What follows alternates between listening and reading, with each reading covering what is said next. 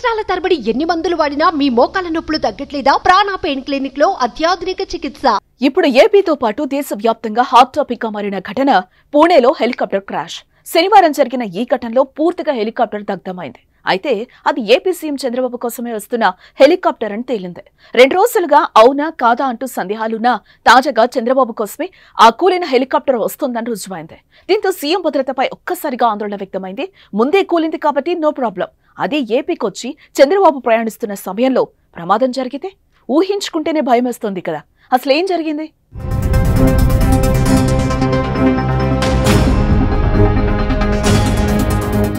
మహారాష్ట్రలోని పూణే జిల్లా పౌరి ప్రాంతంలో శనివారం హెలికాప్టర్ కూలి ప్రమాదం చోటు చేసుకుంది.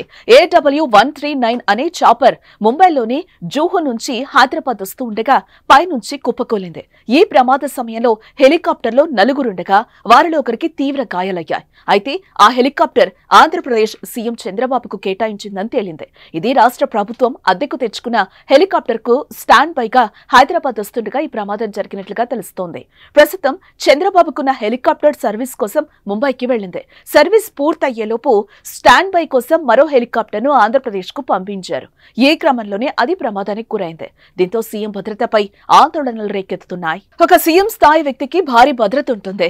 Z+ కేటగిరీలో ఉన్న వారికైతే మరింత పటిష్టమైన భద్రత కల్పిస్తారు. ముఖ్యమంత్రి ప్రయాణించే వాహనాల కాన్వాయ్ నుంచి హెలికాప్టర్ వరకు ప్రతిదీ పరిశీలించి ఎటువంటి సమస్యలు లేదన్న తర్వాత వినియోగిస్తారు. కానీ చంద్రబాబు కోసం 16 ఏళ్ల నాటి హెలికాప్టర్ ను ఏవియేషన్ అధికారులు పంపించడం, అది మధ్యలోనే కూలిపోవడం సంచలనంగా మారింది. ఇప్పుడు సీనియర్ నాయకుడి భద్రత విషయంలో అధికారుల నిర్లక్ష్యంపై తీవ్ర విమర్శలు వస్తున్నాయి. వాస్తవానికి 10 ఏళ్ల కంటే ఎక్కువ సర్వీస్ ఉన్న హెలికాప్టర్ ను అద్దెకు తీసుకోరాదన్న నిబంధనలు కూడా ఉన్నాయి. అయితే ఏవియేషన్ అధికారులు వీటిని విస్మరించి 2008 మోడల్ హెలికాప్టర్ ను విజయవాడలో ల్యాండ్ చేసేందుకు ఈ నెల 24న అనుమతి తీసుకున్నారు. అదే రోజు ముంబై నుంచి హైదరాబాద్ కు వచ్చి ఆ తర్వాత విజయవాడకు రావాలని నిర్ణయించారు. కానీ పూణేలో కూలిందే. సాంకేతిక సమస్యలు కాదు, పూర్తి నేలపై దగ్ధమైంది.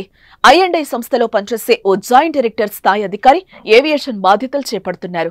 ఏవియేషన్ పై పెద్దగా అవగాహన లేని అధికారులు బాధ్యతలు చేపట్టడంతో ఈ పరిస్థితి నెలకొందని పలువురు అభిప్రాయం వ్యక్తం చేస్తున్నారు. వైఎస్ హెలికాప్టర్ ప్రమాదం తర్వాత రాష్ట్ర అధికారులు హెలికాప్టర్ల విషయంలో ప్రత్యేక శ్రద్ధ తీసుకునేవారు.